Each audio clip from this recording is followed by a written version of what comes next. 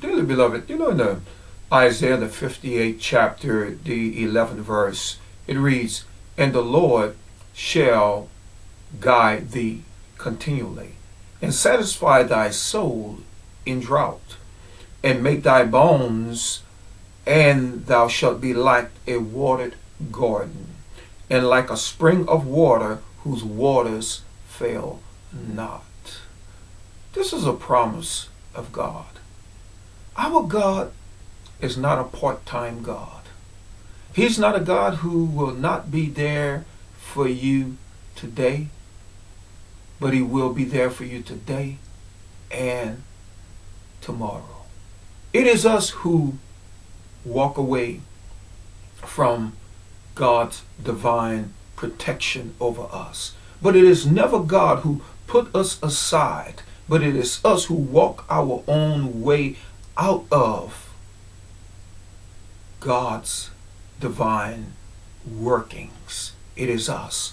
The children of Israel had walked away from God in this particular verse, even though God had done so much work in their lives and had brought forth and showed them what they needed to do. Yet they had walked away from God and began to strive against God. And even God said their fasting was done for the wrong reasons. They were fast, but yet they were fast so that they would have advantage over their neighbors. They would fast in order that they would stand against and hurt those who were in poverty. They had the wrong attitude toward fasting. In other words, it had become to a point where they had become selfish amongst themselves and separating themselves from one another. And God did not like this. And as they separated themselves from one another, they began to separate themselves even from the Heavenly Father as a nation. And here was the word that came to them. And if they would come back and if they would call upon the Lord. And there were times they had called upon the Lord and they wondered why he had not heard them and why the enemies were coming against them and battling against them and winning against them. They wondered why they were failing in so many areas in their lives. Their crops were failing. They wondered why.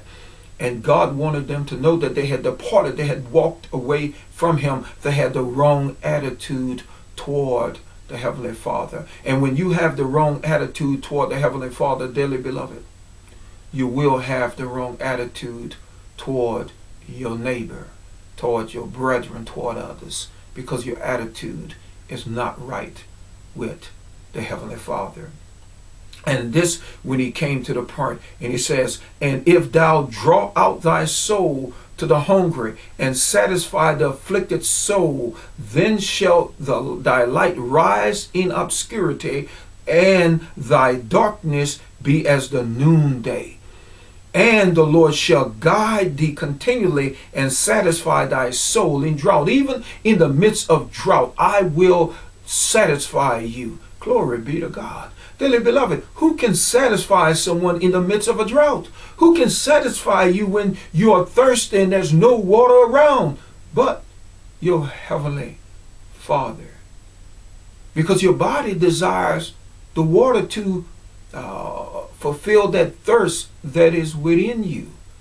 But if there's no water to be found, how can that thirst be filled?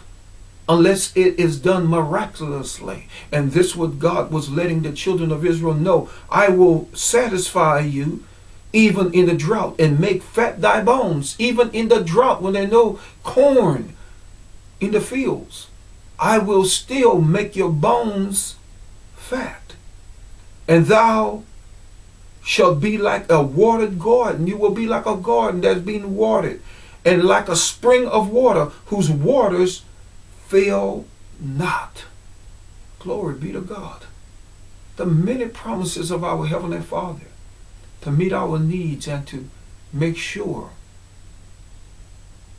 that when he touches our lives, that our lives will be a testimony to a world that's struggling and trying to make sense out of everything. But when you know the Heavenly Father, and you realize who he really is, Then as the children of Israel did at that moment, they began to come back, at least some, toward the knowledge of the Lord. And dearly beloved, that's so he called us. Be a blessing today.